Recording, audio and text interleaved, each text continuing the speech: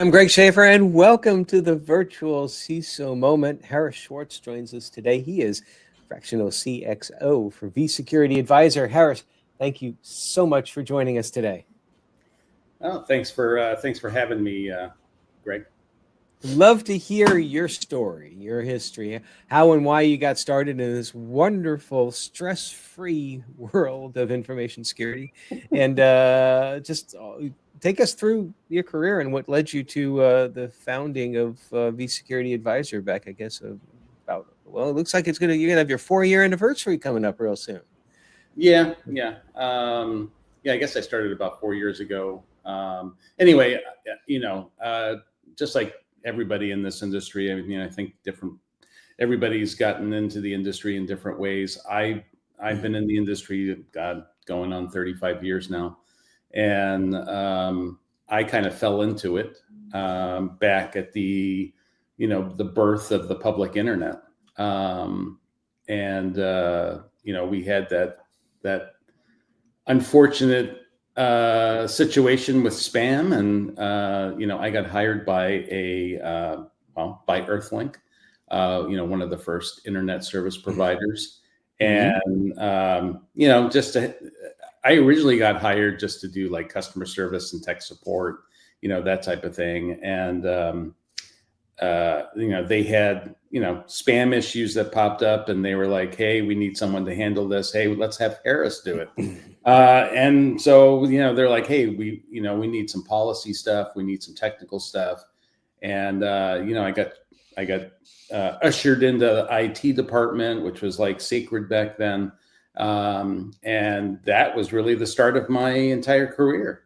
So like I said, been 35 years or so. I've had varying roles, actually both in physical security and cybersecurity, information security, et cetera. I've sort of done it all, almost like a unicorn, I guess you could say. Lots of investigations, positions and whatnot throughout, threat intelligence, work both for companies directly building out security programs. And then, probably the other half of my career has been consulting and working for various consulting organizations. And, lastly, the last 4 years has, been running my own vSecurity Advisor. So let's talk about that for a second, because in some ways we're a little bit like kindred spirits, in that I could probably say that I'm about 35 years in. I think this is my 36th year in, so into this field. I didn't start in ISP, but kind of saw the whole evolution of stuff, if you will, during the time. And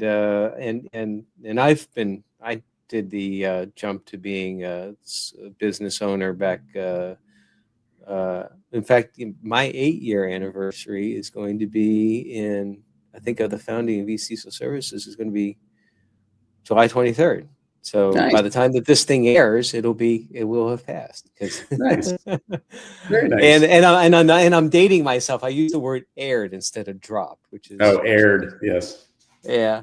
But so what was your why? Why did you decide to go solo and form your organization? What was your motivation there? Yeah, what was my motivation? I guess I would say that partly because of the way the job market has turned out.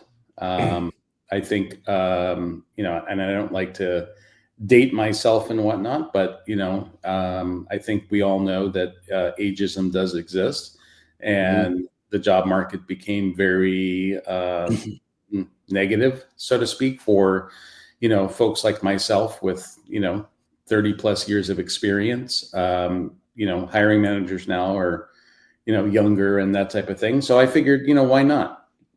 Why not go out on my own? Yes, it is difficult, trying to find clients and stuff like that. But actually the clients that I have today are prior clients of mine when I've worked at other consulting companies. So that's been the positive thing for me. So you touched on something that I want to I'm calling an audible here. I do want to touch on the concept of ageism in in our field, um, because I've never understood it, and I'm not objective because I'm obviously of the same vintage roughly as you are, and we carry so much experience and value that I don't understand from a business perspective why ageism would even exist, because there are folks again of our vintage that want to go and work. It isn't as if that they are going to like go and get a higher paying job somewhere if they get a chance to. Some might not. I don't know if that's a fear there, but even if that was the case, I mean, um, information technology and information security and cybersecurity today is not really fundamentally different than it was 35 years ago. I mean, except for maybe the cybersecurity part, because back then it was difficult enough just to get things to talk to each other, let alone like, prevent people from coming in. It was more physical security than anything. But the point I'm trying to make is that if things are fundamentally about the same, why does ageism exist in our industry? Do you have any insights? Yeah, I do. I mean, I've talked to many people, my same age and whatnot. And I think I touched on it before. I think that, hiring managers today are younger. They're afraid. And I've had actual hiring managers tell me in an interview, I don't want to hire you because I'm afraid you're going to take my job, that you're going to outshine me. And, my response is typically, hey, look, I just want to do a job. Like, I can do the job. Just let me do the job. I make you look good. I make the company look good, and everybody wins at the end of the day. But, again, I think that we have a lot of the workforce is young. They're inexperienced. Companies want inexperienced because they can pay them less. You have recruiters that have no idea either. And I mean, this has been spiraling around the internet and LinkedIn for a very long time. And still, I still get, mixed into some of these conversations with people going through the same thing, not getting responses from companies, or the ghosting after they have an interview, that type of thing. This didn't exist before, and it wasn't this difficult to get a job before. No, it was just, I mean, back in the day, to get a job, it's like, I would apply like for a few positions. I'd be surprised if like I didn't get an interview for most of them. Right. I mean, and it was relatively easy to move from position to position. Well, back then too, I would also argue that there wasn't nearly as much movement, that people tended to stay longer in certain areas, in their jobs. But I had another thought about this, and I guess I'm too old. It's like I'm losing my mind. Yeah. No, I mean, I think you're correct. I mean, I had this conversation with someone else the other day, and back in the day, like working in the ISP industry, when there was really only a handful of people that that were security experts and things of that nature, and so I was getting job offers left and right, but it was the type of thing where people would call up and say, "Hey, we're starting this company. I need someone to head up, physical and cybersecurity. Do you want the job?" It wasn't even, "Hey, do you want to interview?" It was, "Hey, we'll fly you in. You can meet the team. If you like what you see, then the job's yours." I mean, that's very different from what's going on today. That was pretty much the way that I ended up in Tennessee. It was the offer was not explicitly transferred before I came down to interview, but it was like, we're flying you down to see if you would be okay living in Tennessee type thing. Yeah, of course. Yeah. And you don't see that anymore. And this is rather unfortunate because I've half joked. I grew up on the network engineering side of IT. I half joke that I would really like to have as maybe an option for a retirement career of being a network engineer again. Designing networks, supporting networks, that sort of thing. Just pure connectivity, more so campus type LANs instead of like, WAN connectivity, because that was my forte. Large campus type of environments. And you know what? Because of ageism, even if I wanted to do that, I don't think anybody would hire me, and that's unfortunate. It is unfortunate because again, we have a lot of experience. I mean, a lot of life experience, a lot of work experience. I mean, I've seen pretty much everything there is with the internet, and from a security, from a cyber crime, from a threat, a risk. I mean, I've seen it all. I've been through it all. But again, it's like companies don't want to move in that direction, or they, like you mentioned before, they think that, you're going to get another job and you're going to move on. No, at this point, I don't want to move on. Or the thing about like you're going to take their job and what have you. It's like, no, I mean, there are some, I used to work for, did some freelancing for Computer World, and I wrote an article. This is 20 years ago. And I wrote an article about like, moving from being in the trenches to being a manager or something along those lines. And I'm offering advice and all of that. And I remember this is like one of the first times I got negative feedback for something I put out there. And the person was like, "You're assuming that everybody wants to do that career path." And you know what? That person was right. I was assuming that. But and there was a false assumption, because some people are just happy to be practitioners and stay in that space. They make a great career there. They don't have to deal with any of the politics or anything above that. So you take that and combine it with the fact that, hey, someone who's older and more experienced can actually mentor your team, and not just on the technology side, but on the whole troubleshooting, architecture, risk management, life, communications. I mean, some of these people today, they don't know how to communicate too well. I mean, no. So I don't get it. I think ageism is not a good business decision, and I have yet to find anyone. And I didn't think you were going to be the one to do it anyway, but I have yet to find anyone who would convince me that it is a valid business choice. So it's unfortunate. It is unfortunate. And, I'm usually not the one to be so verbal about it, but I'm tired of seeing, the posts on LinkedIn where people are, I applied, I didn't get an answer, hey, I'm only 30 even, how come I didn't get an answer? You're too old. I don't know what else to say, So well, if only 30 is too old, I guess it's time to do archaeological work on me or something. Yeah, we're ancient. Yeah, right.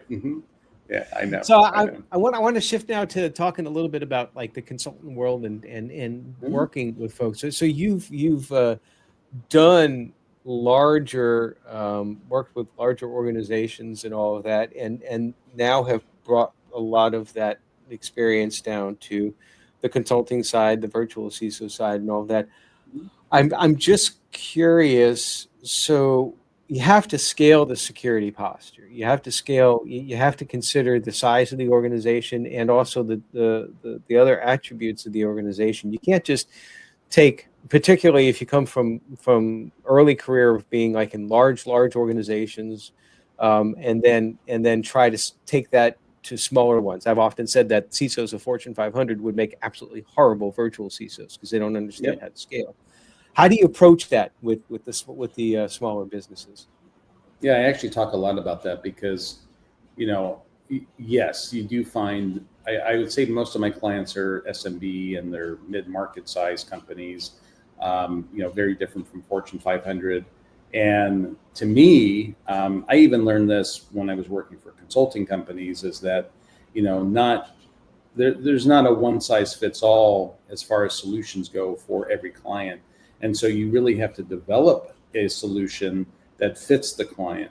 But I would say that one of the things that, would be similar, whether it's a Fortune 500 or an SMB, you still have to get to know the different business units in that company. You still have to build those relationships.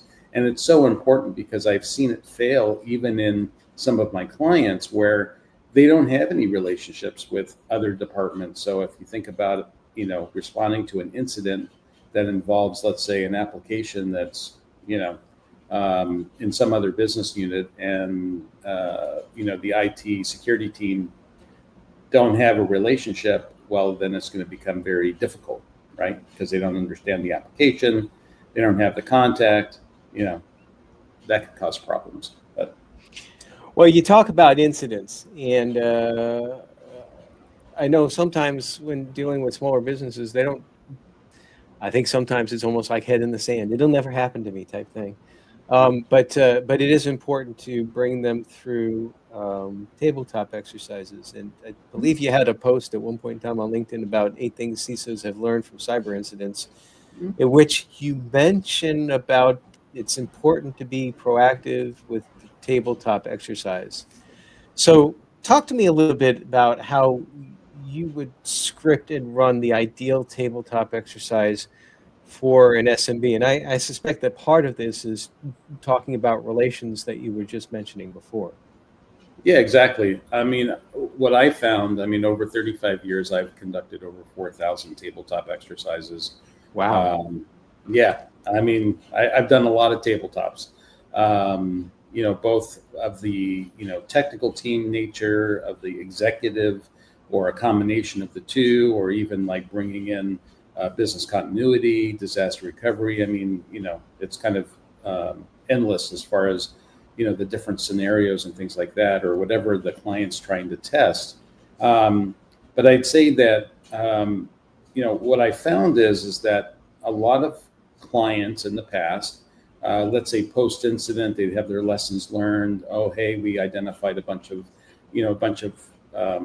gaps in our maturity, or gaps in our program, and they're like, hey, we need to kind of test this going forward. And so some companies take the decision that, okay, yeah, we'll do an annual tabletop because that's what compliance requires.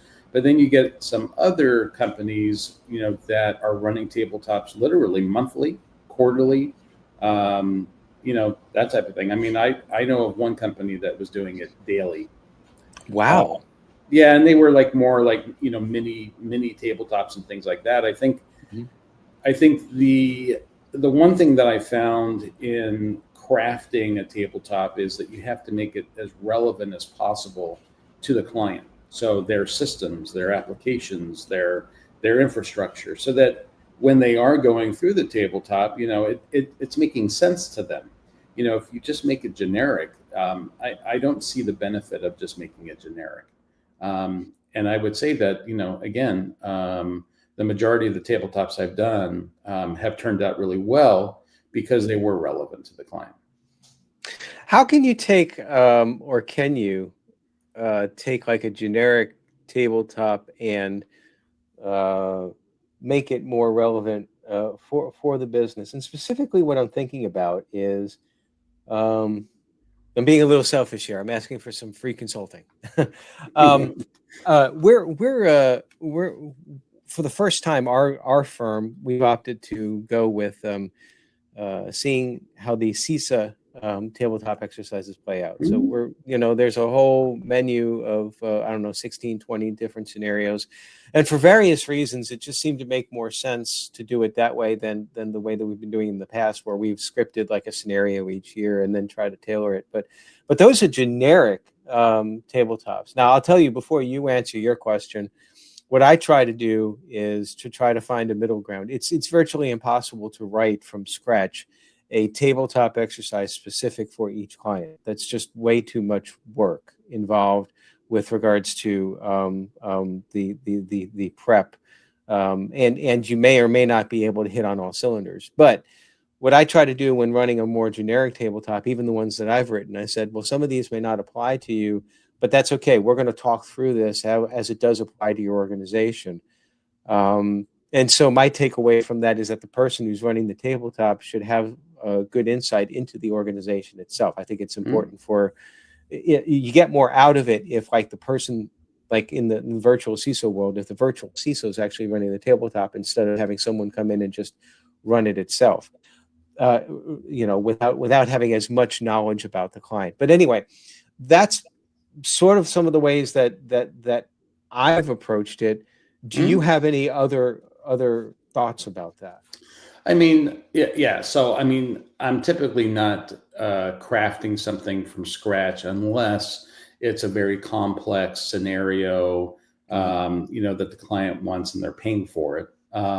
But most times it's, I've got a library of generic templates that I put together over the years, and then I craft it to, again, be specific to the client. So we're talking about their applications, or we're talking about their systems, that type of thing. And then also deciding upfront, how many injections do they want? Do they want to make this extremely complex, medium complex, complexity, or they just want a simple, ransomware tabletop and just kind of move through, that way.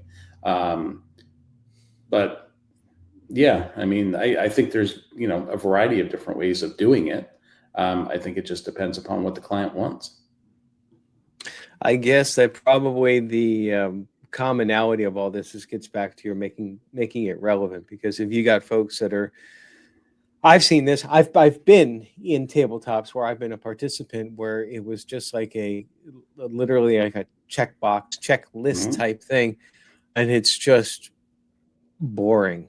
I mean, Yes, exactly. If you can make it fun too, not only relevant but fun. I would throw in like random Star Trek references, Mm-hmm. or Looney Tune references or stuff like that.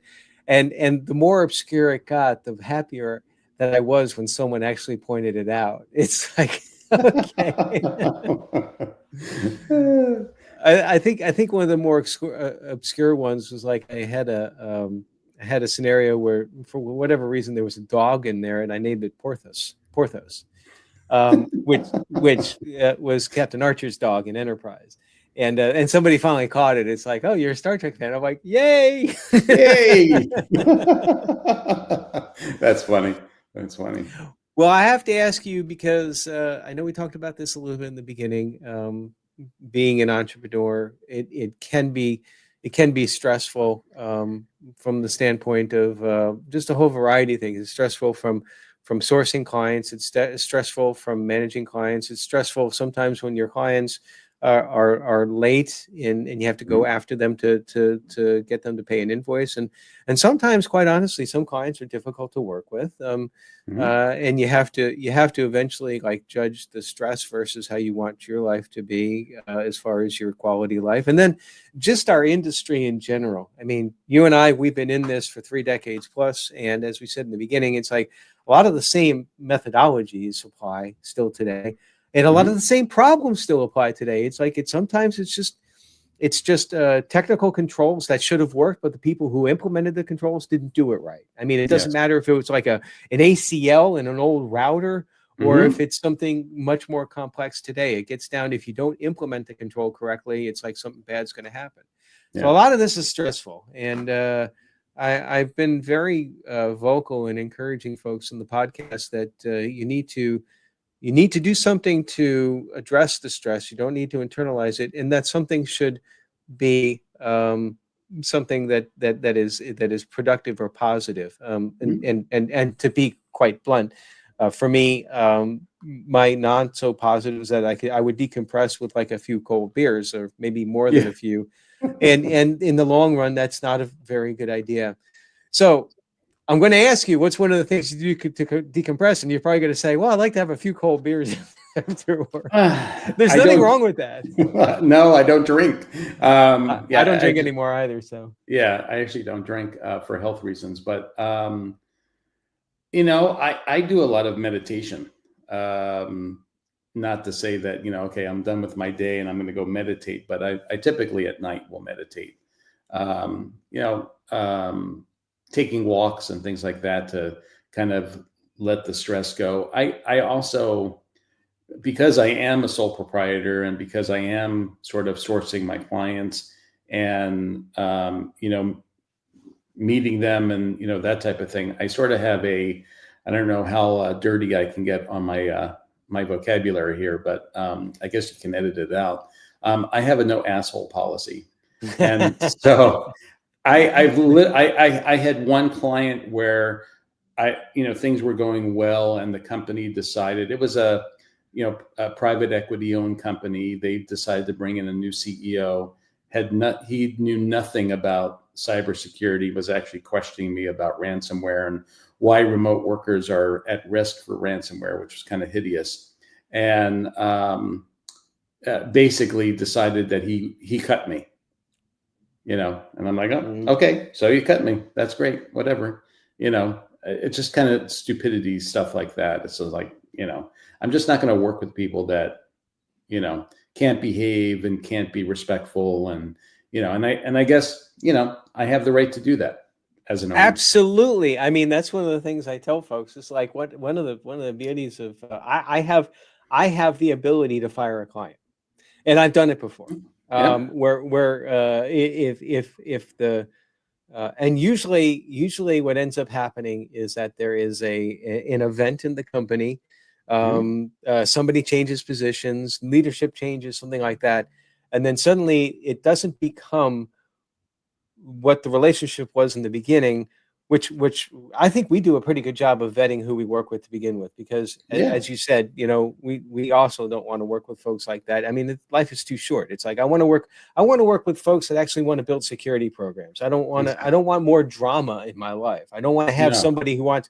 I worked with somebody when I was in government. It seemed like that it was more important to them that the security policies had the right format and the right font and all that, as opposed to we went around and round around the world with regards to trying to get these policies in place. And I'm like, when are we ever going to operationalize these policies? It's like, what do you mean by operationalize? I'm like, okay, this is not a place that I want to stay at. So I'm totally with you. And that's one of the beauties of of being your own boss. It's like, you can say, I'm sorry, I'm done with you. So it is. It is. Yeah. But meditating is great, because I think that sometimes we spend so much time obsessing about things in the past or worrying about things in the future, and we forget that the only thing we have is to be present.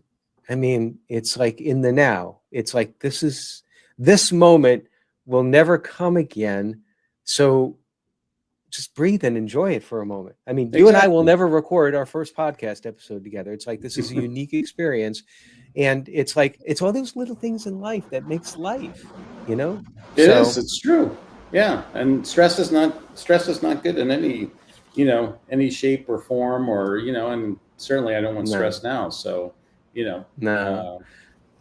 So what are your future plans besides making sure that you stay as stress-free as possible? What are my future plans? Well, gaining more clients and, continuing on. I mean, I think just like you, even when retirement comes, I'd still want to be, doing this. So, kind of have to keep going. So if someone wants to get a hold of you, Harris, and they're interested in contracting with vSecurity Advisor, how can they do that? Well, let's see. I'm certainly on LinkedIn, and I'm on there every day. So, you can certainly send me a message that way. My email address is info@vsecurityadvisor.com. You can certainly email me there. I'm not going to give out my phone number. So, 555-1212. Yeah, exactly. There's going to be people who's going to be dialing that. So it's yeah, of course they will be. They'll be like, "Oh my God, that's a cool number." Yeah, it's like, yeah. Or 8675309. Dial that number. Yeah, there you go. Yeah. Well, awesome, Harris. It's been a pleasure talking with you. I've enjoyed reminiscing about some things that from the past, and of seeing things that people today, unfortunately, because of ageism, some of the younger ones aren't exposed to as much as they should. And maybe this podcast might help change somebody's mind on that. Just one would be great. But I appreciate you taking the time to chat with us. No, thank you. It was great. Definitely. And everybody, stay secure.